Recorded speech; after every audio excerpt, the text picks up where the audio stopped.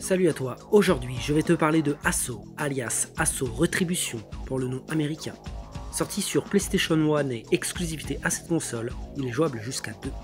Assault est un jeu d'action shooter sorti en 1998 et développé par Candle Light Studios.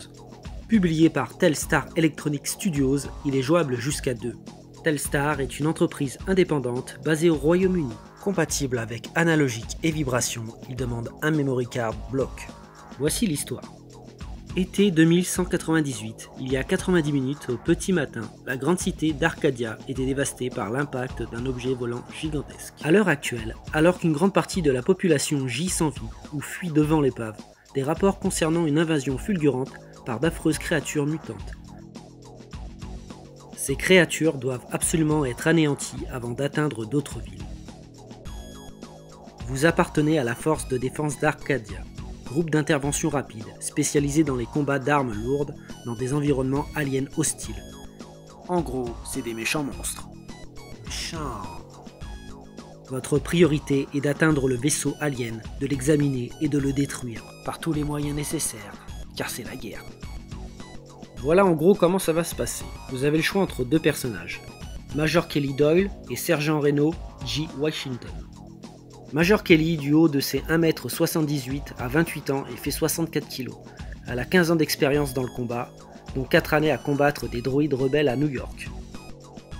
À côté, vous avez Sergent Reno. Il a 36 ans, il fait 1m96, 118 kg. Il a 18 ans d'expérience sur le terrain, dont 8 années à la défense frontalière dans la colonie Ormond. Durant votre aventure, vous serez supervisé par le commandant Dankowski. Ce jeu s'apparente à un Contra-like. Il aurait pu être fait par Konami. Vous allez comprendre pourquoi dans quelques instants. Assault Retribution comporte 4 modes de difficulté. Au début de votre aventure, si vous jouez en solo, vous allez choisir l'un des deux personnages. À savoir que selon le personnage choisi, il a ses propres caractéristiques au niveau des tirs. Comme vous voyez, il y a un temps de chargement et ce sera le seul de tout le jeu. Le jeu ne comporte aucun temps de chargement. Et maintenant, la cinématique d'intro.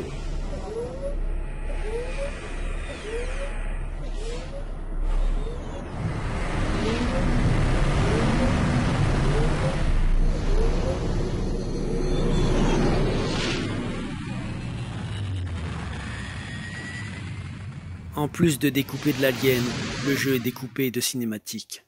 Le début se déroule dans un environnement urbain, et ce sera essentiellement comme ça pour tout le jeu. En ce qui concerne le déplacement du personnage, vous allez être essentiellement à pied et en véhicule.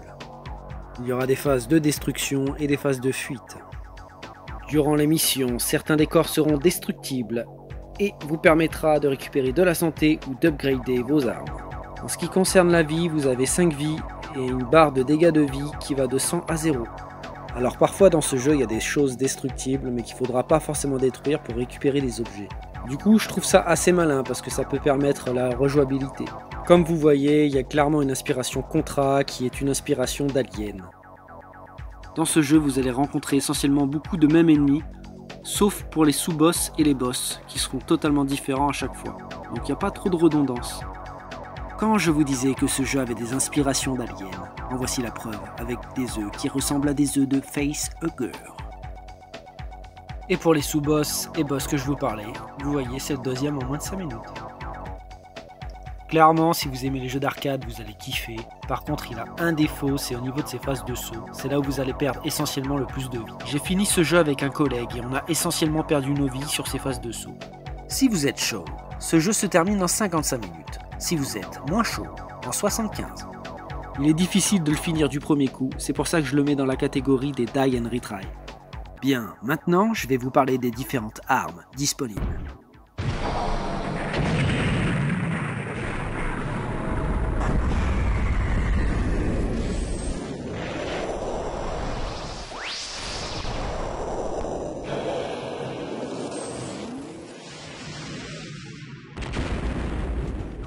Alors pour les armes, on a le cutter. Pour moi c'est la meilleure arme du jeu. C'est une sorte de lance-disque à tête chercheuse. Il y a également de disponibles Pulse, en gros c'est le fusil d'assaut, qui est améliorable au fur et à mesure. Et dans ce qui est également de disponible, il y a le choc. En gros c'est un fusil à tir laser. À rajouter à ça, vous trouverez un système d'armure via les items, où vous allez carrément détruire vos ennemis s'ils s'approchent de vous. Le gameplay est plus ou moins le même, mais il y a quand même quelques variantes, un exemple des fuites. Parfois tu devras aller vite pour ne pas mourir carbonisé.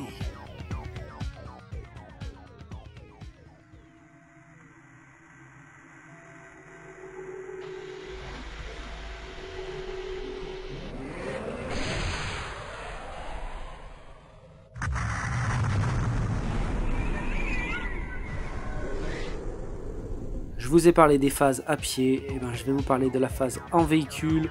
Donc elle est assez brève, il n'y en aura qu'une seule durant l'aventure.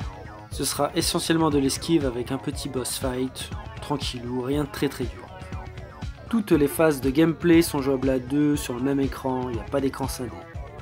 En duo, faudra se mettre d'accord parce qu'il faudra savoir qui prend l'item, qui prend les soins, à quel moment, en fonction de qui en a le plus besoin. Je vous partage également ce petit moment où on s'y attend pas, et où ça part en couille, à un moment où on pensait que ça allait être calme.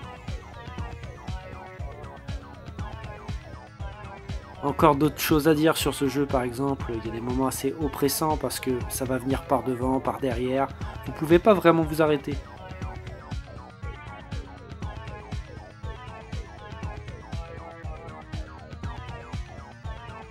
Et ben voilà, je pense vous avoir plus ou moins tout dit sur ce jeu, j'espère que ça vous aura plu. Je vous dis peut-être à une prochaine sur la chaîne. Fin de mission.